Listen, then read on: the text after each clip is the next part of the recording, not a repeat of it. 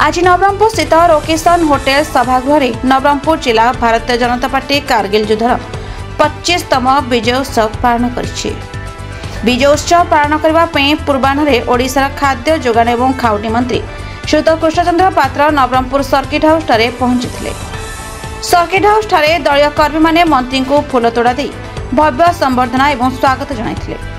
राकेशान hotel रे मंत्री श्रीयुत कृष्णचंद्र पात्र मुख्य अतिथि भाव कारगिल युद्धर विजय उत्सव में जोग देथिबा बेले सम्मानित अतिथि भाव नवरंगपुर विधायक श्री गौरीशंकर माझी, झरिगाँ विधायक श्री नरसिंह भत्रा, नवरंगपुर भारतीय जनता दल सभापति श्री कुंज बिहारी दास जोग देथिबा बेले शताधिक दलीय कर्मी जोग देथिले।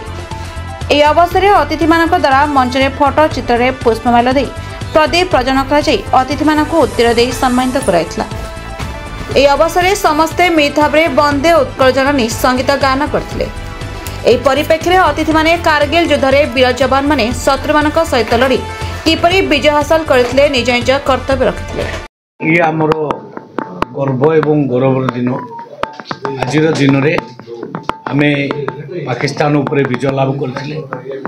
कारगिल टाइगर हिल उपरे जो से कब्जा करथिले तांकर सैन्य मान आसी सेतेबेले माननीय प्रधानमंत्री अटल बिहारी वाजपेयी जे भारत रत्न आमर जहाँ को लेकिन आम गर्व करुचु से तांको जवाब देथिले एवं दृढ़ जवाब पाइकरी पाकिस्तान हारी जाइथिला एवं हारिकी जाइकरी अमेरिका पाखे शरण पशिला।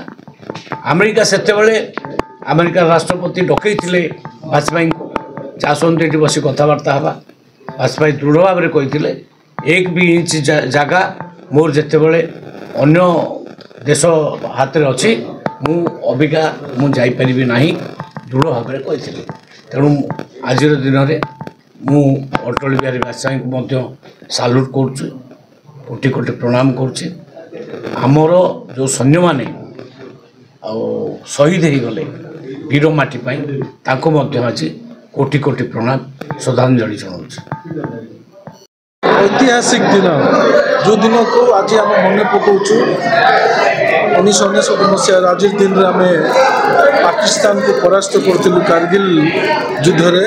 ये अवसर में आम सौभाग्य 2 दिन आसथिबा आम मान्य गस्तर आसथिबा नवरंगपुर मान्य मंत्री श्रीयुक्त कृष्ण पात्र आसथिले मुख्य आतिथ्य आज कारगिल दिवस पालन है नवरंगपुर कार्यकर्ता नहीं